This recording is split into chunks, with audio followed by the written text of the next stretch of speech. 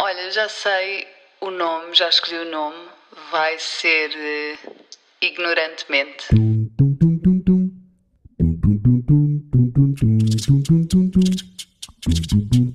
Olá e bem-vindos a mais um episódio de Ignorantemente.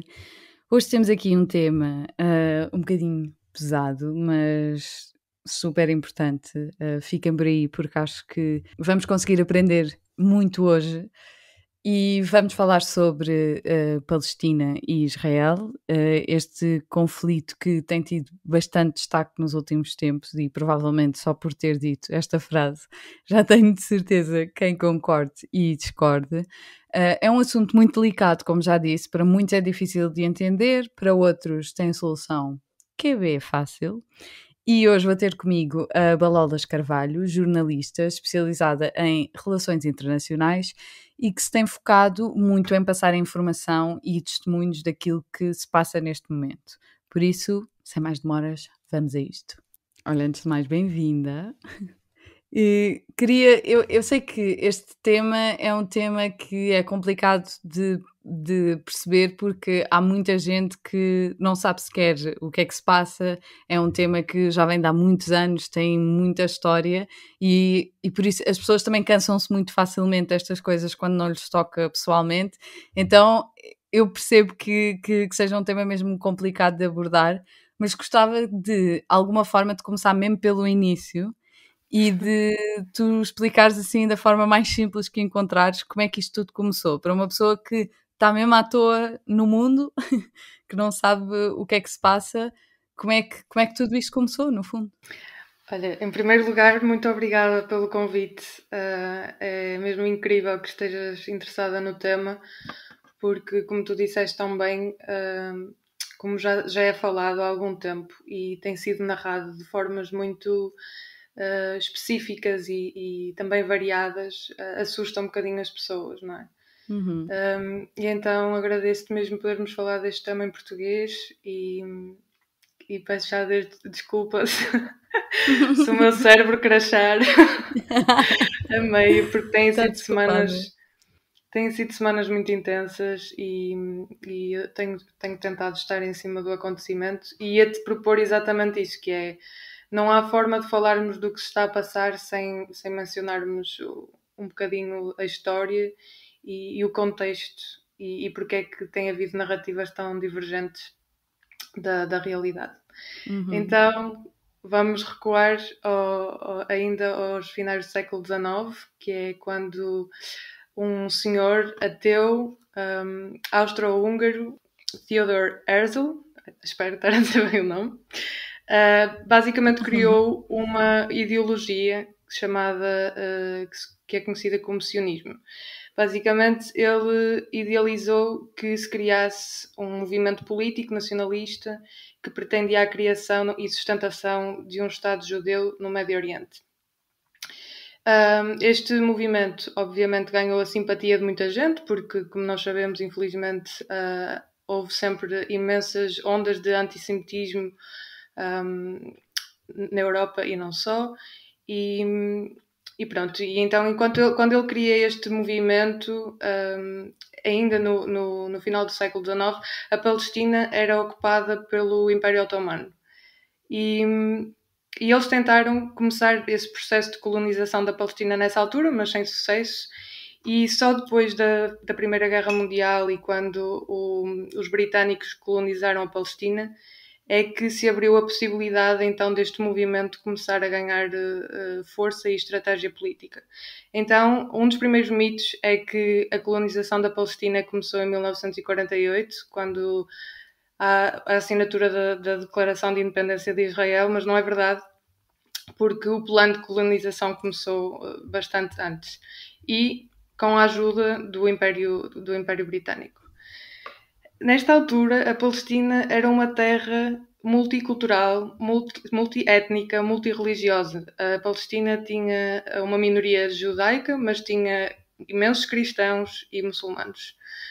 E pessoas que não tinham religião. É uma zona de imensas tribos, de imensos nómadas, e essa é uma das grandes riquezas da Palestina, e quem visita sente isso. Há realmente uma diversidade, ou havia, muito, muito rica.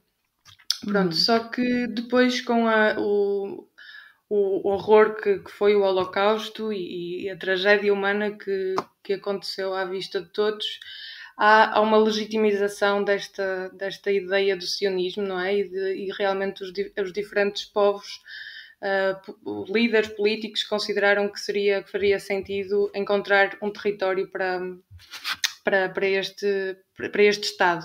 Só que há um problema, é que mesmo quando se criou a primeira ideia do sionismo, começa um slogan que é logo falacioso, que dizia que seria uma terra sem gente para gente sem terra. Só que, como eu estava a dizer, esta terra sempre teve gente, não é? Então houve mesmo muitas pessoas convencidas que chegariam lá e não haveria lá ninguém. Portanto, era o sítio ideal para começar este projeto. E há uma desumanização a priori das pessoas que lá estão. E isto é uma clara narrativa colonialista. Portanto, em qualquer sítio que tu vás analisar a perspectiva colonial, há sempre uma desumanização de quem já lá está, dos povos indígenas.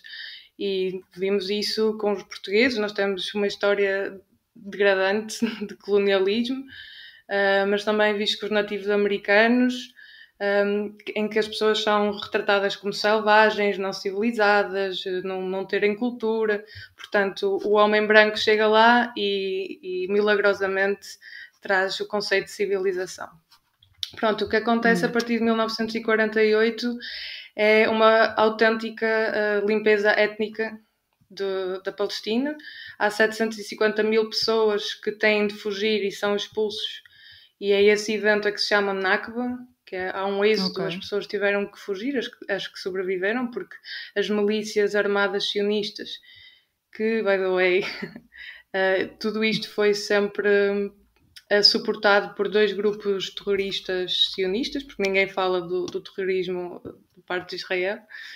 Então as milícias armadas fizeram um excelente trabalho de aterrorizar as pessoas que lá estavam, e começa então essa dispersão do povo palestiniano para diferentes campos de refugiados e para fora da Palestina.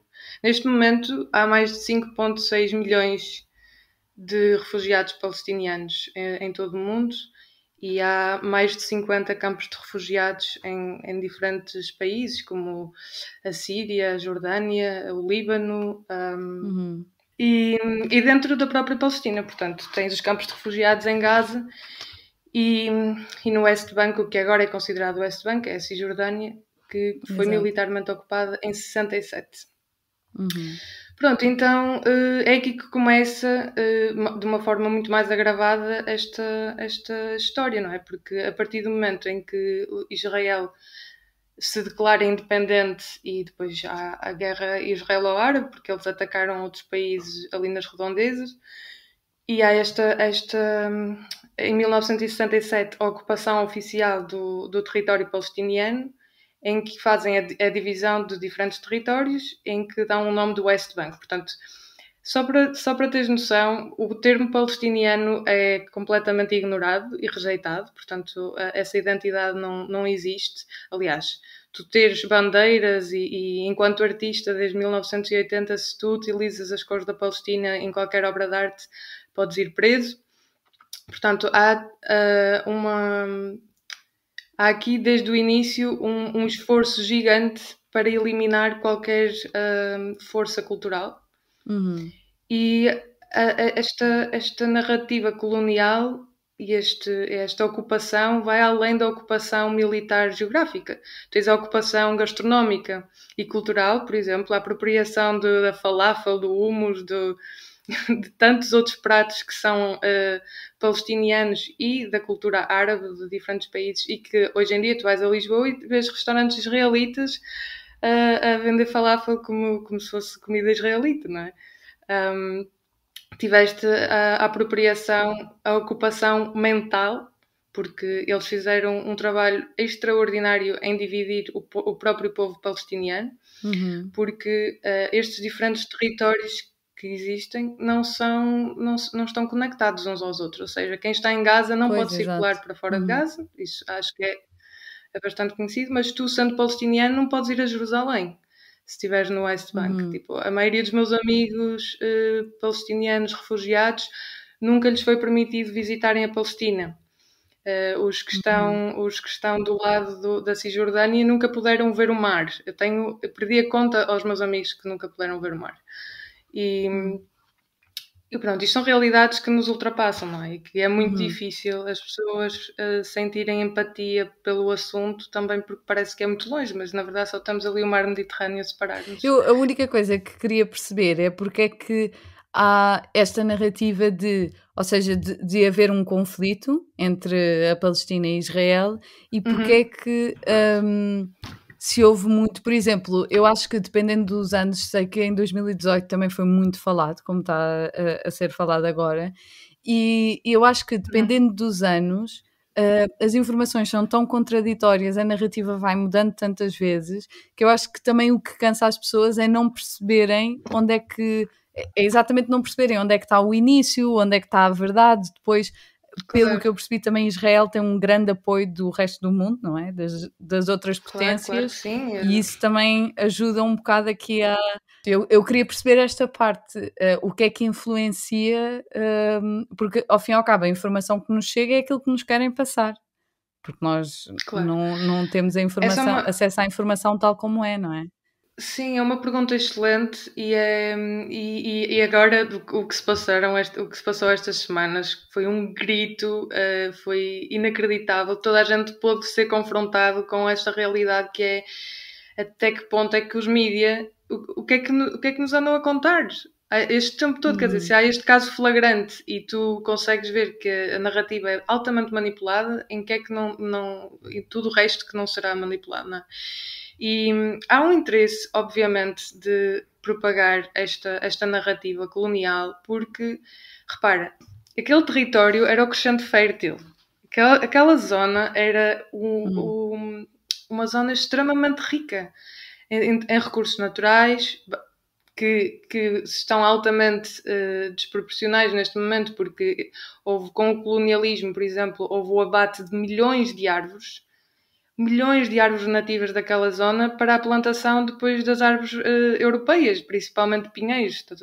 Tipo, toda a zona agricultura, a água foi retida completamente pelos israelitas. Aliás, no West Bank, os palestinianos têm direito a 30%, têm acesso a 30% dos recursos de água.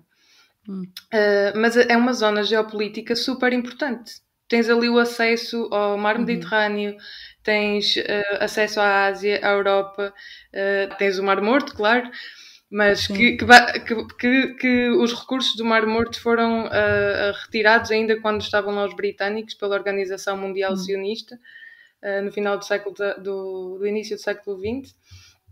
E em termos de recursos, além de ser super importante, depois tens a parte geopolítica. Já viste as fronteiras que tem ali? Egito, Líbano, Jordânia, Síria.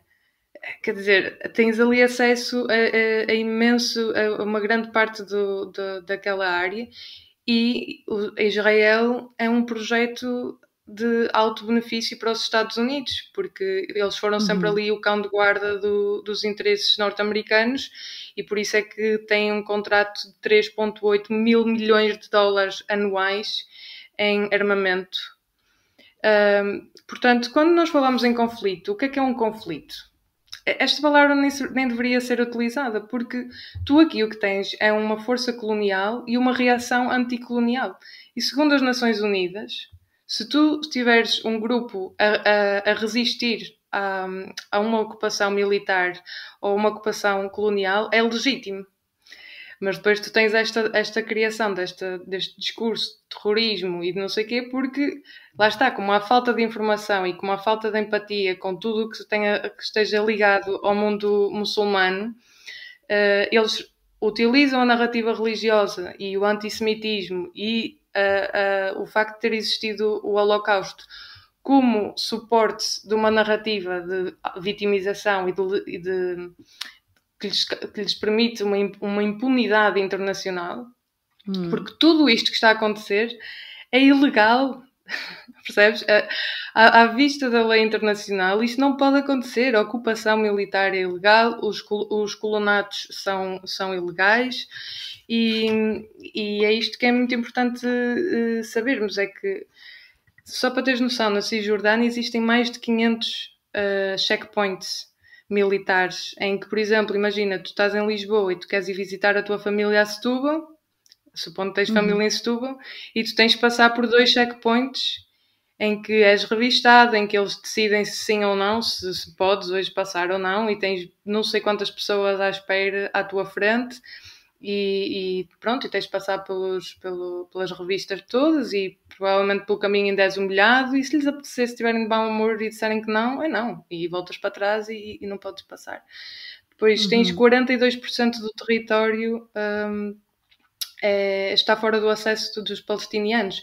Tens mais de 1.600 km de estrada que só os colonos ilegais têm acesso, porque ligam todos os diversos colonatos ilegais. Sim, e eles estão basicamente isolados, as diferentes localidades palestinianas. Portanto, há aqui, quando a gente diz conflito, e depois é assim, tens uma desproporção absurda de capacidade militar.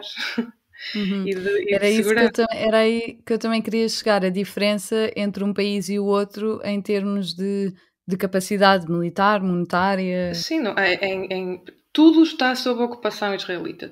Está a economia, está a mobilidade, tu tens um negócio e queres exportar. Só vais exportar se os israelitas decidirem que podes exportar. Quer dizer, não há qualquer liberdade, é sequer impossível comparar ou chamar países ou estados, porque tu tens um estado que é supostamente legítimo por muitos países a nível internacional, que é Israel, mas a Palestina não é considerado país, não é? E depois tens uma força militar absurda, em que toda a gente a partir dos 18 anos, aliás, grande parte das pessoas que tu vês armadas são crianças, são miúdos de 18 anos com armas automáticas ao ombro. Toda a gente é obrigada a fazer serviço militar, e se tu recusares, porque há pessoas que recusam a fazer parte deste estado de apartheid, és castrado, portanto ficas de parte da sociedade e vais ter repercussões ao longo da tua vida. E depois tens o povo palestiniano, que tu vês nas fotografias e que resistem com pedras, com fogo de artifício, a fazerem muros com carros e com o que está à disposição. E depois sim, tens grupos armados que também têm uma história gigante. Se formos falar do Hamas, criado em 87, atenção, Israel é fundado em 48, o Hamas surge em 87 e apoiado por Israel, porque serviu de força de oposição à força que estava a crescer palestiniana. Mas isso, como também os americanos apoiaram diversos grupos que hoje em dia chamam terroristas, mas foram eles que os armaram e que lhes deram poder. Por isso, sei lá, eu não sei se estou a conseguir exprimir bem, mas realmente é uma desproporcionalidade tão gigante, sabes? Que é impossível utilizar termos como conflito, como guerra. Isto não foi uma guerra. Isto tinhas um gigante, o que aconteceu agora em Gaza, tiveste um gigante a destruir completamente uma cidade e tiveste uma resposta de reação. Pois, é muito... É muito interessante, porque eu acho que quando se fala sobre este assunto, há sempre tanta coisa que é deixada de fora, que depois, quando nós vamos falar, vamos tentar descobrir qual é a verdade e vamos tentar perceber o que é que se passa realmente. Às tantas já há um bocado aquela postura de ok, mas se isto foi deixado de fora antes, quer dizer que se calhar agora está a ser deixado de fora alguma coisa que nós ainda não sabemos. Porque, por exemplo, eu estava a ver um vídeo em que estavam 3 pessoas israelitas e 3 pessoas palestinianas e estavam a ser feitas perguntas para o ar e eles tinham que responder e tinham que estar a interagir em relação a em relação ao que está a acontecer. É o assunto. Exatamente. E, por exemplo, do lado israelita havia uma pessoa que dizia, depois os palestinianos, obviamente, ninguém concordava com isto, mas que dizia que quando eles chegaram ao território, Eu não sei se tu tens informação sobre isto, mas gostava que sim, que quando os israelitas chegaram ao território, que aquilo era um deserto, que aquilo não tinha nada, não tinha ninguém. E que assim que eles começaram a construir coisas é que os palestinianos disseram do género, agora que vocês já têm aqui coisas boas é que nós queremos claro. ir para aí. Claro. A Palestina, por força da ocupação britânica, mas tinha um comboio, tinha um aeroporto. O que é agora o aeroporto Ben Gurion? Era o aeroporto palestiniano. Tu tinhas voos internacionais para a Palestina. Era o que era utilizado. Essa retórica é tão ridícula. Mas sabes, eu tenho muita... Eu tenho amigos israelitas, pessoas com muito mente aberta e que, coitados, a sério, que passam as passas do Algarve porque estão ali no meio, não é? São israelitas, tentam abrir os olhos aos israelitas, mas também levam com o lado palestiniano, porque efetivamente não são palestinianos, não viram tudo. Mas, e estas últimas semanas tive alguns israelitas que me escreveram e eu falo sempre com amor, sabes? Com cuidado, porque não deve ser nada fácil tu cresceres numa sociedade em que à tua volta te contam estas histórias e tu realmente se és ensinado a temer, porque ali é tudo baseado em medo, não é? Tu tens sinais de perigo não passar o muro porque é perigoso à sua vida se é israelita. Quando eu lá estive, toda a gente achava que nós éramos loucas por estarmos a ir à Palestina, porque aqui era só terroristas e armas em Jenin. Mas esta gente não tem a menor noção do que é que se passa, estás a ver? E então, este tipo de narrativas, e que estão em alta nestes últimos anos, porque são a extrema-direita cresceu imenso em todo o lado, mas efetivamente sim. Em Israel, estas narrativas são propagadas e tu tens imensa gente a acreditar nisso. Há mesmo muita gente a acreditar que não existia. Mas se calhar como os colonos americanos também disseram que não havia ninguém nos Estados Unidos, não é? Eles não mataram os portugueses. Nós somos ensinados ainda hoje, os nossos livros de história cobrem o assunto colonial e fazem uma coloração do assunto como se nós tivéssemos as mãos limpas de sangue. Não faz sentido. E hoje em dia é incrível, e isso, juro-te, eu estou mesmo feliz, porque bendita social media, as redes sociais, isto que está a acontecer é inédito e único, sabes? Porque está a haver um despertar coletivo, e se não houvesse, não estávamos a ter esta conversa. Porque as redes sociais disseram basta. Sabes? E tipo, mesmo as imagens do Nakba, quando foi agora o aniversário do Nakba, portanto, de 6 de 48, as pessoas puderam ver os vídeos e as fotografias do extermínio que foi essa altura. Está documentado. Tu não podes negar a existência da Palestina e do que acontecia lá quando tens fotos e vídeos a circular. E neste momento o que aconteceu foi que pela primeira vez, mesmo os israelitas, que foi possível vermos que a televisão deles a passar live o linchamento de um homem, a pedirem a morte a todos os árabes, a mobilizarem as mobs, porque do lado israelita tu também tens as antigas vilas palestinianas, ou seja, o que eles chamam de árabes israelitas, porque eles recusam-se a usar o nome Palestina, não é? Portanto não são palestinianos, são árabes israelitas. Essas pessoas tiveram casas invadidas, houve imensa violência, as pessoas andavam armadas e estava a haver protestos pacíficos por parte pela primeira vez, um ressurgimento da voz dos palestinianos que moram ali, que de todos os grupos de setores de pessoas a viver naquele território são os mais privilegiados de todos os palestinianos. E agora com as redes sociais houve uma união como nunca houve. O pessoal de Gaza sentiu que não estava sozinho. As pessoas na Cisjordânia, West Bank, sentiram que não estavam sozinhas, isoladas. Os palestinianos a morar em Israel não se sentiram sozinhos. E foi absolutamente incrível. E está a ser, porque ainda não terminou, não é? Porque as redes sociais permitiram a difusão de vídeos e de fotografias que comprovavam o quão falaciosa e mentirosa é esta narrativa sionista.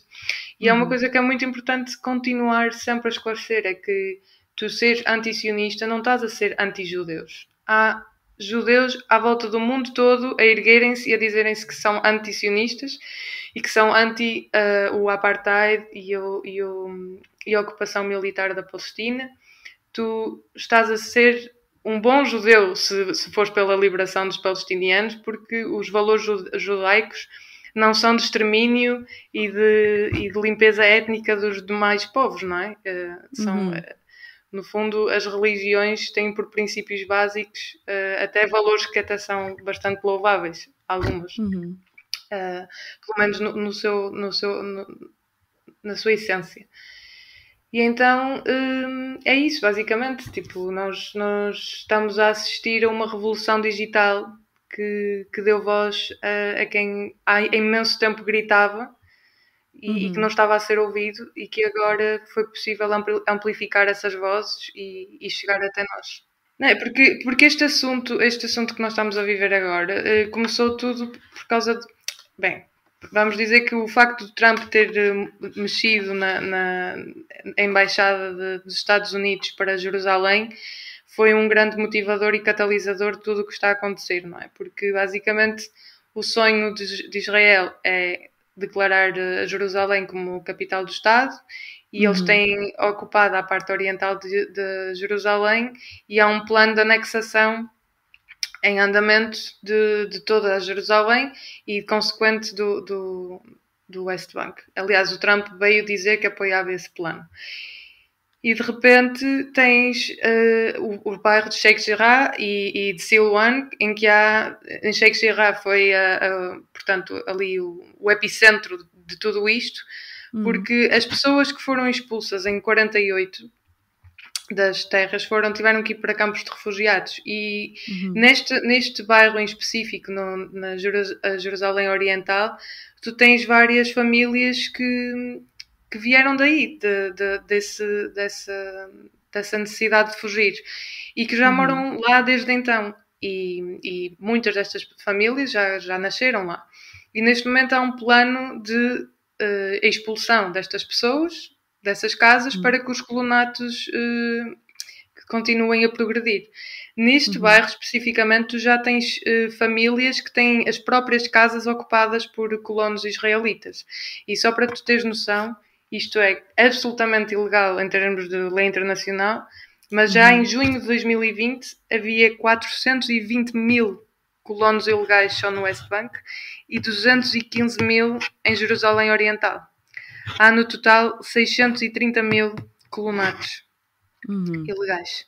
E são estes movimentos de colonização são apoiados por organizações, muitas delas baseadas nos Estados Unidos. Portanto, tu, enquanto palestiniano, tens alguém a invadir-te a casa, não podes chamar a polícia para te defender, porque a polícia vai defender este processo. Pronto, e foi o facto do tribunal, claro, quem é que espera que um tribunal israelita na apartheid vá defender as famílias palestinianas? Eles nem sequer têm essa jurisdição. Os israelitas não podem decidir legalmente nada que tenha a ver com o território palestiniano, do ponto de vista de lei internacional, mas ainda assim acham-se nesse poder. Então o tribunal diz que sim, que estas casas podem ser invadidas. E então há protestos, e as pessoas têm estado à porta de casa e em constante resistência à não invasão das casas. E foi assim que começou tudo isto, não é? Porque Al-Aqsa, a mesquita, foi bloqueada no início do Ramadão, portanto os palestinianos não estavam a poder ter acesso a rezar em Al-Aqsa, porque também faz parte do plano de anexação, porque a extrema-direita israelita sonha em deitar Al-Aqsa abaixo e criar o terceiro templo judaico ali, mas isso já é toda uma história religiosa, e é quando se dá esta violência, a polícia começa a atacar os protestos pacíficos. Sheikh Jarrah, houve várias pessoas presas e feridas, e depois isto escalou ao ponto de, na última sexta-feira do Ramadão, terem entrado pela mesquita dentro, com granadas, em todo ao redor da cidade velha e no território da Al-Aqsa. com granadas, com stank water, que é uma água que cheira horrivelmente mal, aquilo tem umas misturadas, uma coisa mesmo horrível. Gás lacrimogéneo, balas de borracha, houve imensas pessoas feridas. Há um rapaz que ainda hoje partilhei ontem no Instagram, que ficou sem um olho, por exemplo, um miúdo super novo. Depois desse ataque, o Hamas envia uma declaração oficial a dizer que condenava os ataques à Al-Aqsa e aos protestantes de Sheikh Jarrah, e se eles continuassem a onda de violência, que responderiam. O que é que o Israel faz? Duplica a ação policial nesses dois sítios. Então, a 10 de maio, o Hamas lançou os 7 primeiros rockets contra Israel, que deu início ao quarto ataque militar de grande escala desde 2007 por parte de Israel a Gaza, que terminou com mais 900, aliás, logo no início, mais 950 ataques. Só a 16 de maio houve 18 edifícios de torres destruídas, 40 escolas, 4 hospitais, 10 instalações médicas, incluindo o centro de Covid, um campo de refugiados, prédios dos mídia da Al Jazeera e da Associated Press, que é um crime de guerra, isto é como as escolas e os hospitais. 60 condomínios, pelo menos, ficaram destruídos, mais de 461 habitações e estabelecimentos comerciais, as lojas de livros, tudo. Foi tudo. Aliás, a biblioteca foi destruída e houve mais de 248 mortos palestinianos, das quais 66 crianças, mais de 1.900 pessoas feridas, e Israel teve 200 pessoas feridas, 12 pessoas morreram, pelo menos, entre as quais 2 crianças. Mas o que aconteceu durante esta terceira intifada, esta revolução, foi que houve protestos em todo o território palestiniano, houve protestos em Israel, houve protestos organizados pelas pessoas, pelos judeus em Israel, houve protestos em todo o mundo. E esta informação e os vídeos e todas o facto dos colonos passearem-se de armas, atacarem, haver tiros, foi tudo filmado e partilhado. Portanto, a comunidade internacional foi obrigada a mudar a narrativa. Aliás, visto mainstream media a alterarem a narrativa a meio do processo, e foi bastante inspirador ver a força deste povo que há mais de 73 anos grita por liberação, não é? Eu queria falar um bocadinho desta... primeiro queria falar de alguns conceitos que eu acho que se calhar há muita gente que não sabe e que tu falaste agora. Estávamos a falar do Hamas, tu falaste em Intifada. Consegues explicar... assim, para alguém que queira perceber melhor as notícias, a informação que nos chega, se tu tiveres assim 2, 3 ou 4 palavras que achas essencial das pessoas perceberem, como por exemplo estas. Ok, as intifadas foram os nomes dados aos uprisings, às revoluções palestinianas, quando eles disseram basta e houve reação militar. Porque já houve várias tentativas e há várias resistências não armadas, que não são levadas a sério. Aliás, o documentário que eu estou a produzir e é realizado pela Diana Antunes na Palestina é precisamente sobre diferentes formas de resistência não armada, mas que para eles é uma piada, não é? Tipo, eles estão-se bem a marimbar para o poder Não estão bem a marimbar, porque a arte tem muita força, mas pronto, é ignorada porque passa... Ao lado tanta opressão, passa ao lado. Depois o Hamas é um partido, tem uma fração armada e é considerada extremista muçulmana, mas ganharam as eleições em Gaza e são eles que estão já há alguns anos a administrar Gaza, embora as eleições tenham sido supervisionadas, não foram, claro, ganhou o Hamas, eles não consideraram legítimas. Depois é importante o conceito de apartheid, não é?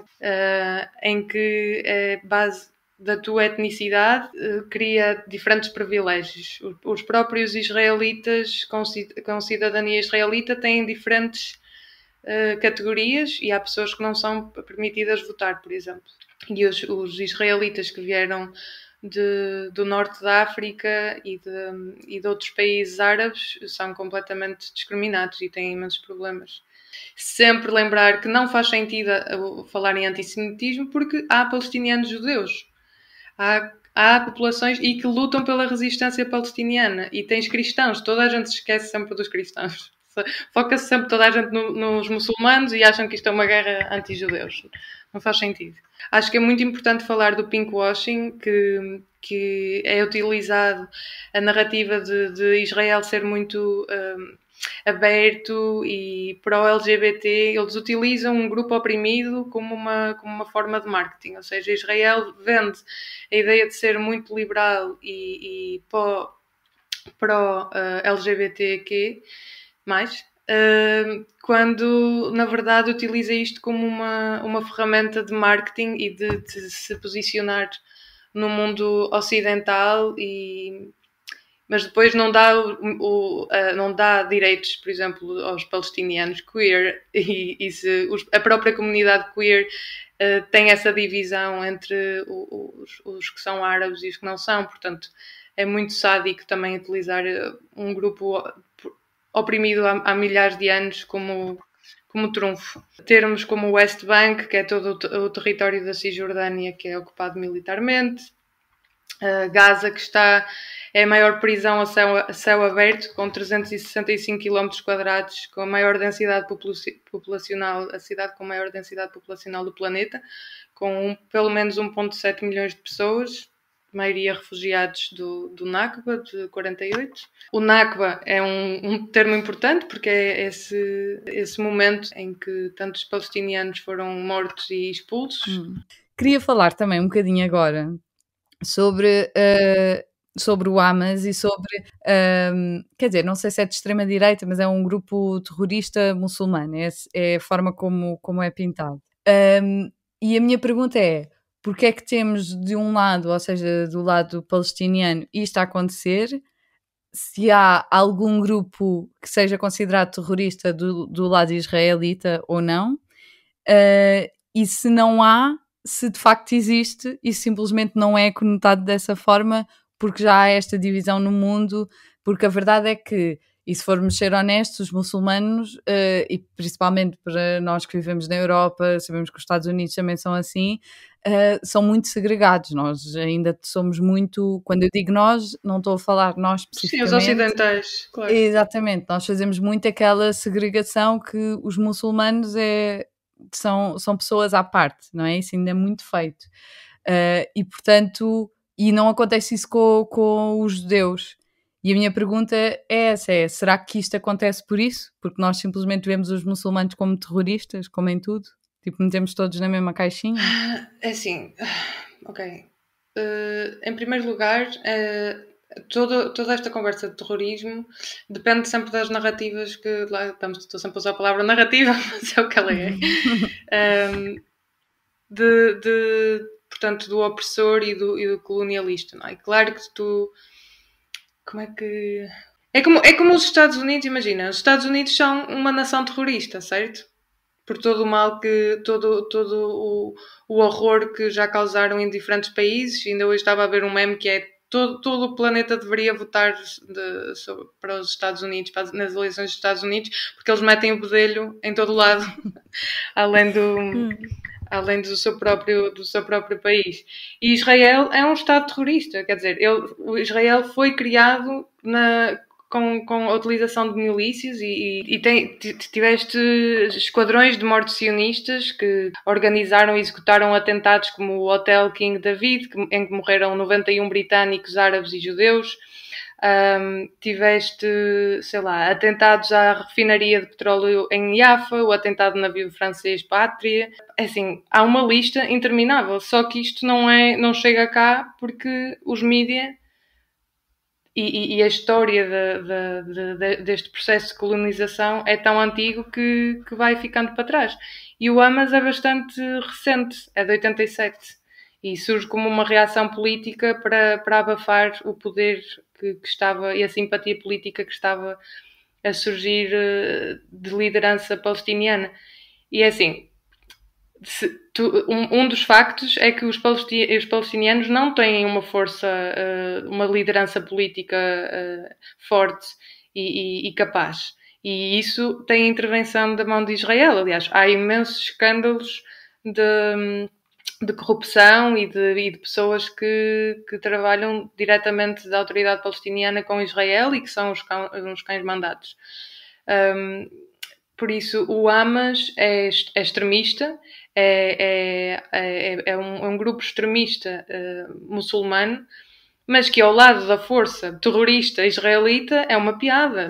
Eles estão cercados em 365 km², em que têm, ok, o pessoal fala, os túneis que vêm, as armas vêm dos túneis, ok, pensa, só o tempo que tu tens de levar a criar os túneis.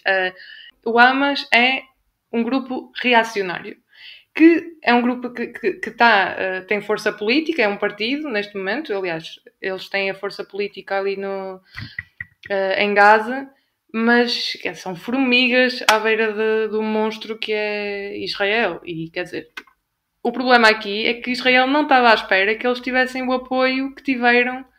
De um lado, é um descampado, não é? Tipo, cheio de casas e tudo, uma cidade em que qualquer coisa que tu atires para lá vai explodir. Do outro lado tens Israel, que é protegido por um dome, o Iron Dome, que é uma tecnologia militar absurda, que conseguiu parar, não sei, 90% dos rockets que lhes enviaram. Tens um sistema de sirenes que dá alerta quando há perigo iminente. Tens abrigos, os shelters, em quase todos os edifícios, ou seja, as pessoas têm a possibilidade de se esconderem.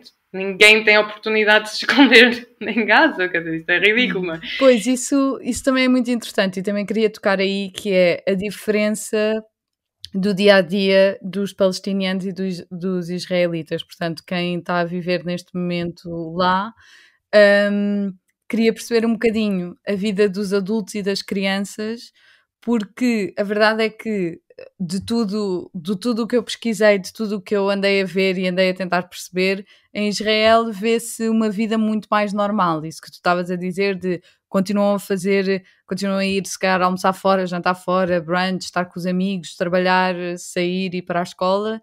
E da Palestina eu tentei encontrar, mas nem sequer consegui encontrar nada. Portanto, eu queria tentar perceber como é que é o estilo de vida deles e se de facto é sequer comparável ou não. Mas já percebi que não. Sim, olha, até posso partilhar contigo porque eu estou. Anteontem, recebi uma mensagem de um rapaz que eu conheci quando estive lá e era judeu-americano. E eu fui em 2018 a primeira vez, em julho, à Palestina, e entrei por Tel Aviv e primeiro estive em Tel Aviv, depois em Jerusalém e depois é que estive quase sempre em Jenin. Eu também fui a Nápoles, mas pronto, entretanto já lá estive 4 vezes. Mas essa primeira vez para mim foi um choque brutal, porque eu gosto de viajar e eu digo-te, eu era extremamente ingênua em relação à situação da Palestina e pronto, e claro, a minha vida mudou para sempre.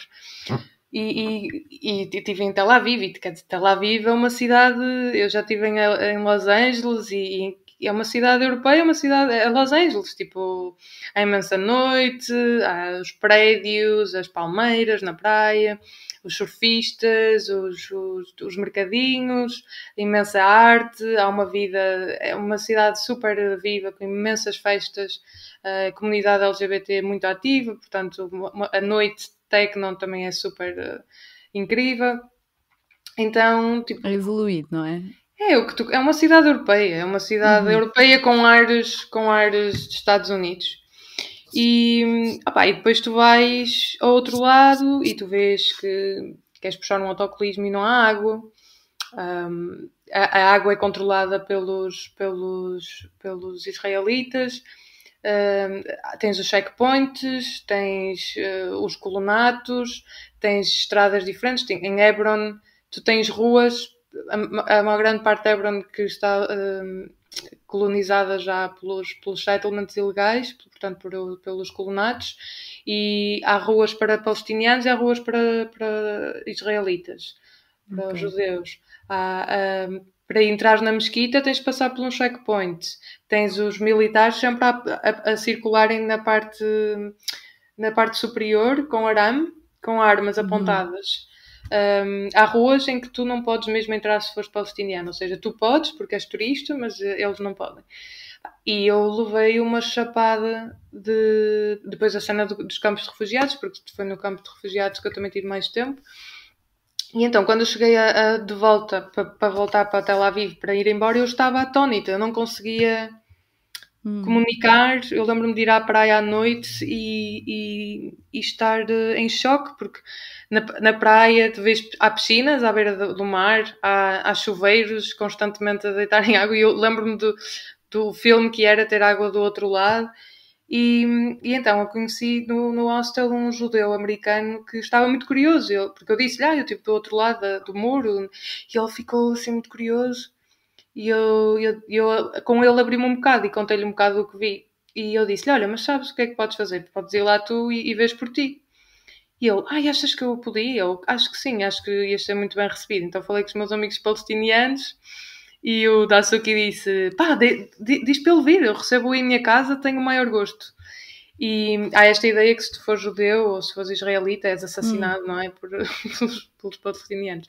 Então lá foi ele, e eu fiquei a saber porque ele, passados estes anos todos, encontrou-me no Instagram e escreveu-me a dizer, olha Balolas, queria que soubesses que eu depois de aquela visita ao Mohammed, que é o Dasuki, mudou a minha vida, porque realmente confirmou algumas das ideias que eu já tinha do que se passava ali, e eu consegui a minha cidadania em Tel Aviv e em Israel, e tenho dedicado a minha vida à causa pró-palestiniana e à libertação da ocupação israelita.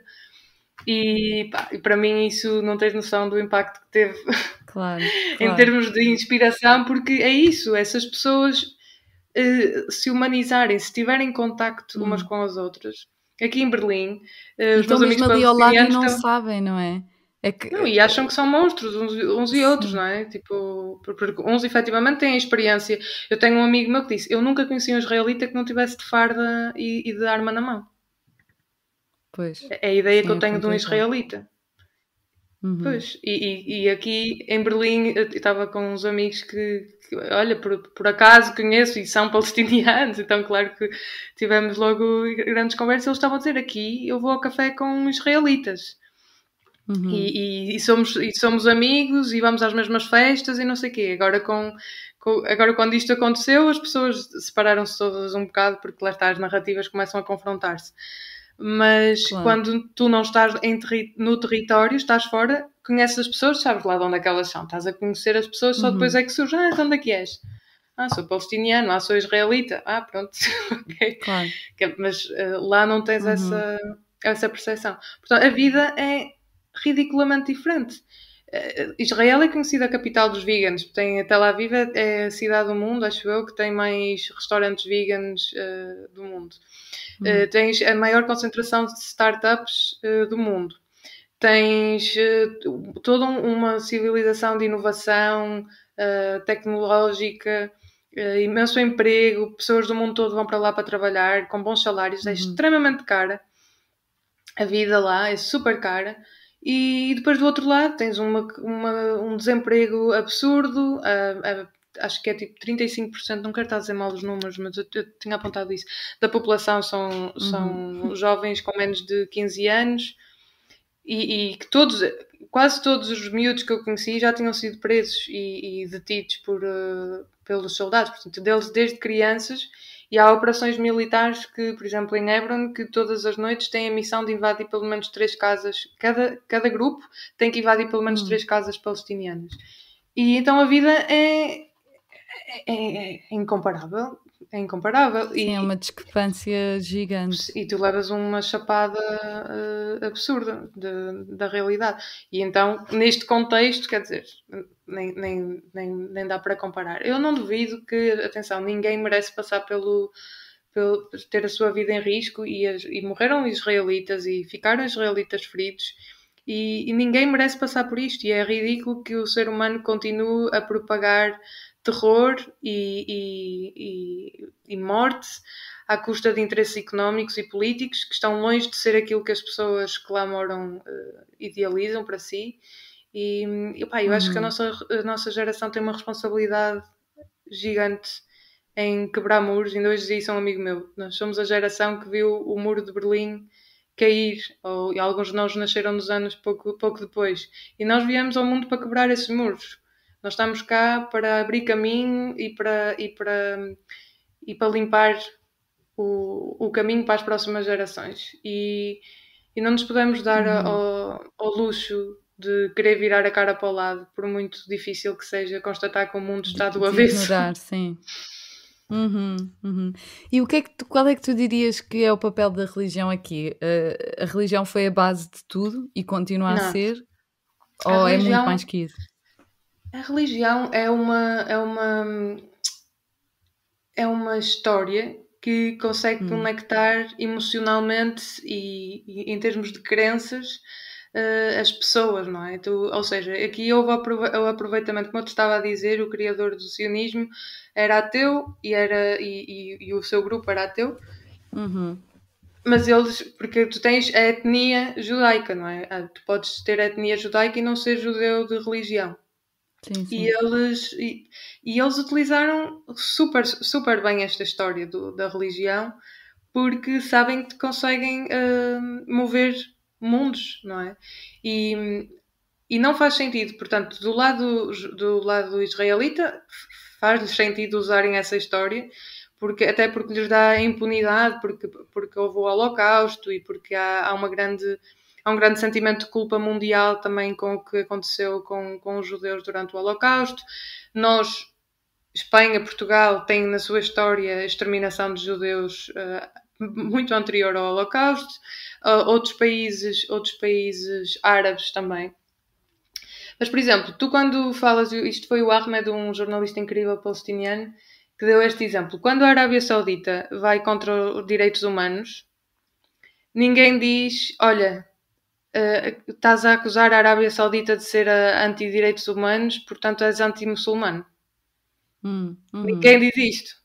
Não. Só no caso de Israel é que se tu julgares os atos políticos, militares, económicos de Israel, é que estás a ser anti-religião judaica. Isto não faz sentido nenhum. Não é lógico sequer. Há um aproveitamento da fantasia e da história e, assim, a Palestina é a terra dos profetas, certo? O Jesus era palestiniano, como lembrava no outro dia o Nabil numa conversa que tivemos no Instagram.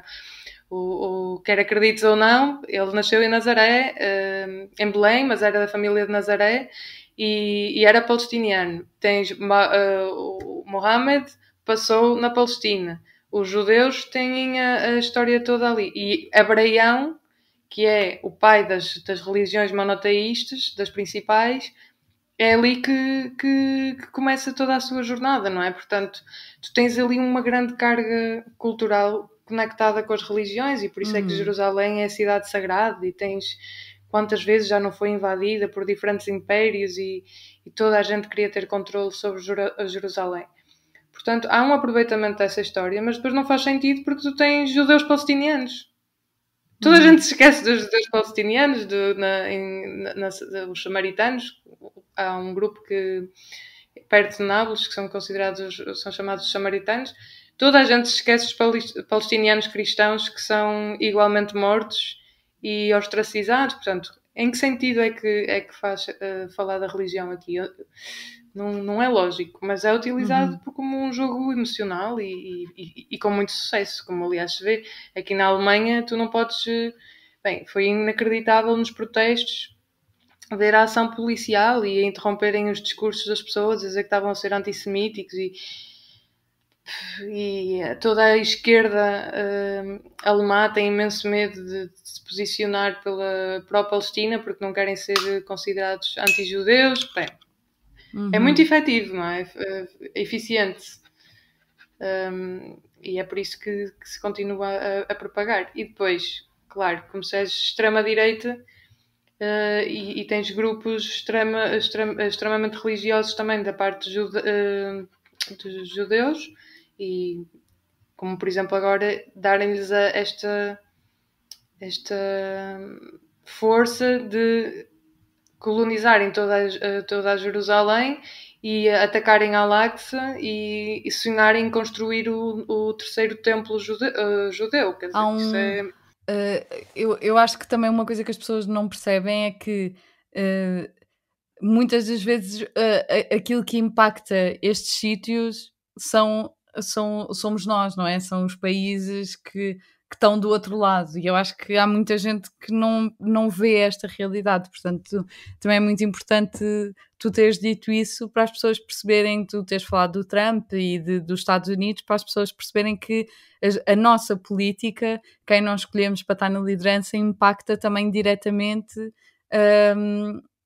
estas situações, não é? Eu acho que tocaste num ponto fundamental, que é nós somos, até agora, o único sistema que aparentemente funciona é a democracia. E nós temos a responsabilidade de estudar as pessoas que estamos a eleger e investigar qual é o trabalho que elas fazem, o que é que elas defendem e se os valores que tu defendes se correspondem aos valores dessa pessoa.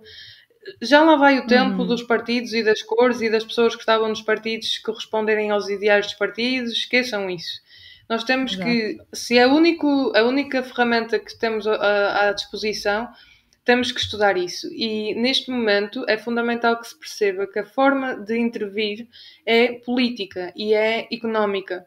Então, o que tem que acontecer aqui é o que aconteceu, por exemplo, na África do Sul. Tem que haver sanções a Israel, eles têm que tomar responsabilidade de todos os crimes de guerra que têm cometido, todas as leis internacionais que têm ultrapassado, e nós temos que fazer um boicote coletivo à economia israelita.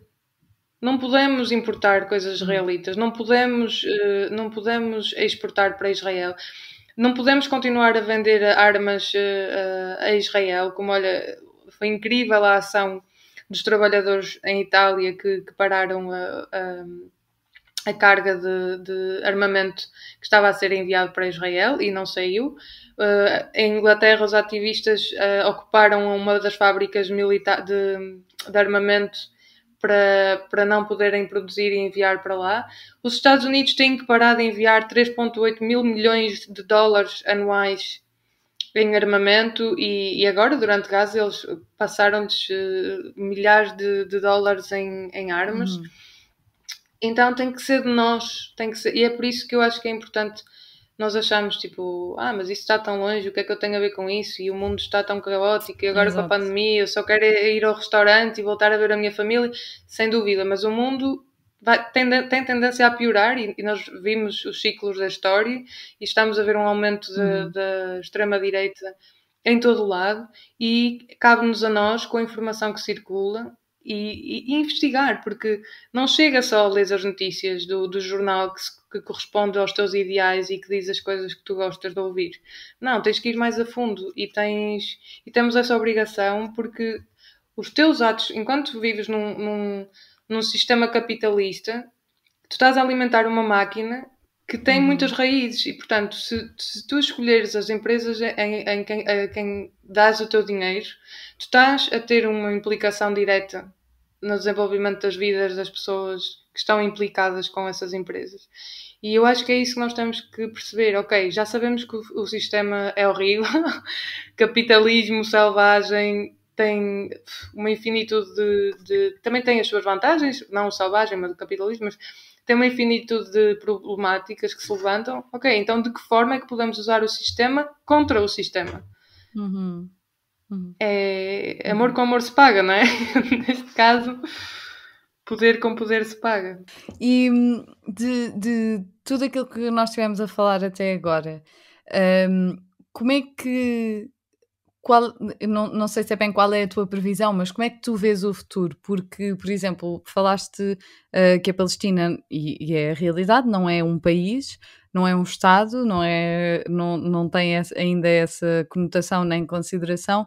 Portanto, a minha questão aqui é, se isto acontecer, se Israel ficar com todo o território, o que é que acontece às pessoas palestinianas? Para onde é que elas vão? O que é que elas fazem? Como é que tu vês isto? Ou tu vês o contrário? Tu achas que agora vamos entrar numa onda em que vamos conseguir que haja um retrocesso e que Israel, ao fim e ao cabo, pare? E depois também tinha outra questão que é, houve uma altura, eu não sei historicamente se vou dizer isto bem, mas pronto, vou perguntar na mesma. Houve uma altura em que acho que foi a ONU que fez um acordo que iria dividir em dois Estados, não é? Que Israel seria um Estado e a Palestina seria outro Estado. E da informação que eu tenho, lá está, mais uma vez, não sei se está 100% correta, do lado israelita isto foi aceito e do lado palestiniano não foi aceito. E portanto também há muita gente que usa isto como ok, mas já se tentou pôr aqui uma solução e foram eles que não aceitaram. Portanto, a minha pergunta é, como é que tu vês o futuro? Achas que isto pode ser uma solução? Não? Como é que tu vês a reação dos dois lados? Ok, isso é um ponto importante porque eu acho que te estás a referir aos acordos de Oslo de 1993. É importante, portanto, a ONU nunca reconheceu a Palestina como um Estado. O que aconteceu foi Israel reconhecer o partido da Palestinian Liberation Organization, mas nunca sequer lhe reconheceu o título de país ou nada. Foi simplesmente o reconhecimento de um partido e o que estaria ali combinado. Eu acho que é importante as pessoas pesquisarem os acordos de Oslo, mas é exatamente o contrário. O que aconteceu aqui foi que os palestinianos assinaram o pior acordo da história. Pior acordo. Aliás, aí a crise política começa aí, porque... Começa não, mas agrava-se, porque foi uma capitulação da Palestina, porque as exigências que Israel fez foram absurdas, mas os palestinianos queriam que os israelitas deixassem de ocupar o West Bank, portanto a Cisjordânia e a Jerusalém Oriental, ou seja, para as fronteiras de 1967. Queriam que todos os colonatos israelitas desaparecessem, ou seja, todas aquelas milhares que eu há bocadinho referi deixassem de existir e voltassem para Israel e vivessem todos do lado israelita. Queriam que Israel reconhecesse o lado oriental de Jerusalém como a capital do Estado palestiniano e queriam que o Estado palestiniano soberano pudesse controlar as suas próprias fronteiras, os seus militares e a sua população, e cria o direito de retorno dos milhões de palestinianos que estão e que não podem nunca voltar à Palestina. E dar-te um contexto que todos os anos milhares de americanos, todas as pessoas que sejam consideradas judias, têm o direito de nascença, de birthright, de ter a nacionalidade israelita e podem visitar com tudo pago. Se forem dos Estados Unidos, têm umas férias de 10 dias pagas, tudo pago em Israel.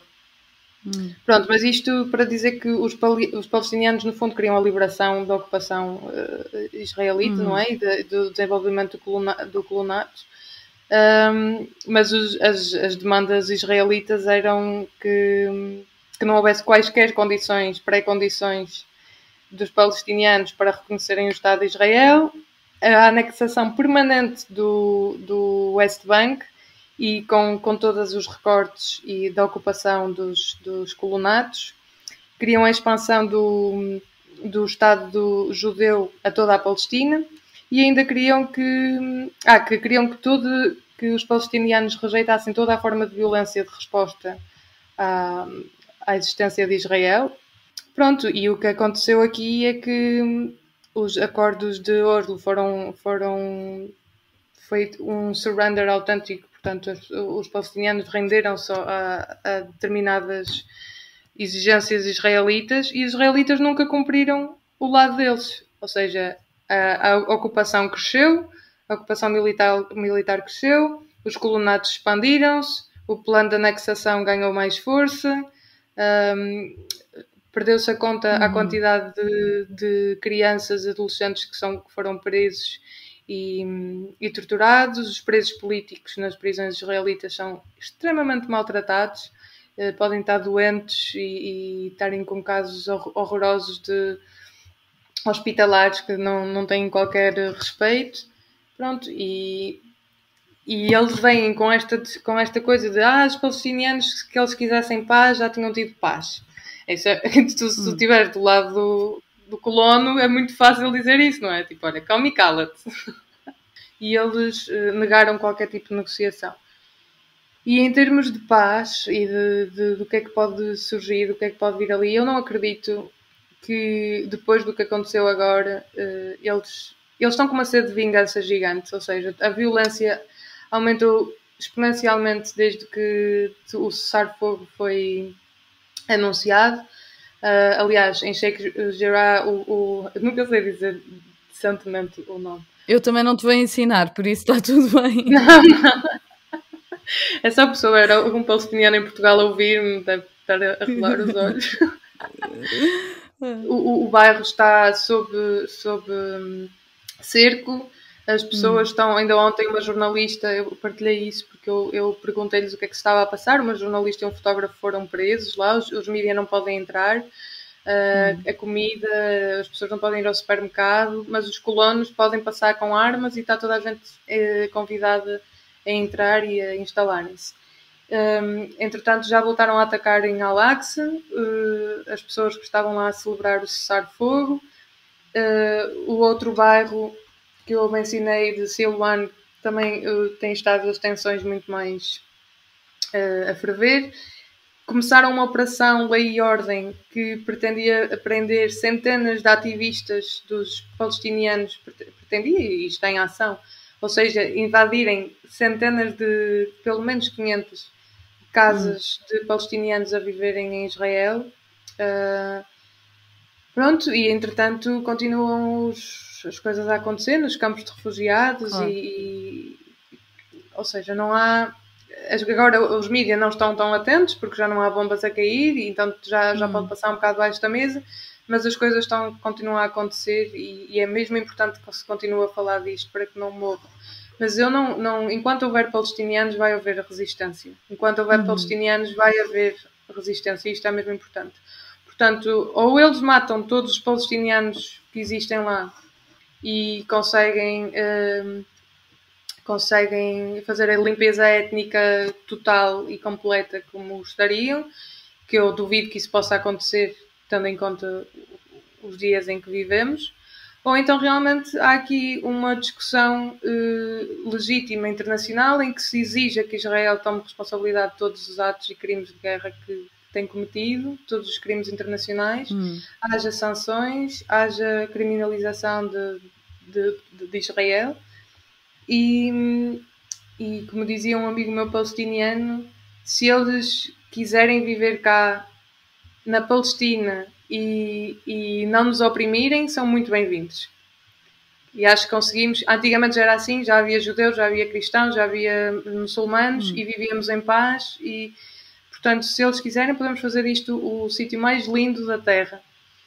Mas enquanto nos tentarem oprimir, nós vamos lutar. Então eu acho que vai ter mesmo de ser a comunidade internacional a tomar uma ação e a impor que as coisas se desenvolvam com humanidade e com respeito pela existência e autodeterminação do povo palestiniano. O que é que tu, de toda a conversa que tivemos, o que é que tu achas que é importante, de toda a conversa ou não, mesmo que não tenhamos falado, mas o que é que tu achas que é mesmo importante as pessoas saberem, que é daquelas coisas que não sabem, ou que é omitido, ou que não é reforçado? O que é que tu dirias que é o mais importante de se saber, neste assunto? É um projeto colonial que está a utilizar um sistema de apartheid para se expandir. Há montes de coisas que realmente, livros que se podem ler. Eu acho que é um tema fascinante e é importante nós irmos procurar sobre ele, porque a história da humanidade passa muito por aquela zona e é fascinante ver como é que os diferentes povos passaram por lá e de que forma é que nós temos um impacto também nessa região. Mas eu acho que é mesmo o fundamental é saber que há uma limpeza étnica em curso, há um projeto de colonização muito anterior ao Holocausto, há uma ocupação militar e completamente desumana. No outro dia fui à Carta dos Direitos Humanos, porque eu estava assim, deixa-me ler outra vez a Carta dos Direitos Humanos por curiosidade. E comecei a fazer cheques em direitos que estavam sendo negados aos palestinianos. E é a lista praticamente toda. E isto é muito antigo, são 73 anos, mas oficialmente são 73 anos. Portanto, se nós não liberarmos, não ajudarmos a libertação de um povo como a Palestina, todas as outras ocupações, todas as outras revoluções, todos os outros oprimidos à volta do mundo têm muito pouca esperança. E é por isso que em África do Sul Mandela dizia que não haveria, ninguém seria livre enquanto os palestinianos não fossem livres. Porque somos nós e nós temos que perceber que os seres humanos são uma família. Nós somos uma espécie. Somos um. E não pode caber no nosso nível de consciência esta constante separação, esta divisão, este alimentar do medo do outro. Não, nós estamos mais do que a horas de mudar este paradigma e de percebermos que nós temos que estar cá uns para os outros. O planeta está a atravessar uma crise gigante acelerada pela nossa atividade cá. O planeta vai ficar. Nós é que eventualmente vamos desaparecer. Exato. E se nós não nos ajudarmos uns aos outros, esse desaparecimento vai ocorrer muito mais cedo do que é previsto. Então está mais do que na hora de pousar armas e de parar de oprimir pessoas. Obrigada. Achas que ficou alguma coisa por dizer? Ou... Não faço ideia, nem sei o que é que eu disse. Nem sabes o que é que disseste. Estiveste aqui a falar 1h30, nem sabes bem. Olha, eu gostei muito. Não, isto vai saindo. Vou. Gostei muito, fiquei muito mais esclarecida. Não, obrigada pelo convite e pelo teu interesse, a tua curiosidade e abertura e pelo trabalho que fazes e permitis que as pessoas conheçam realidades diferentes através do som.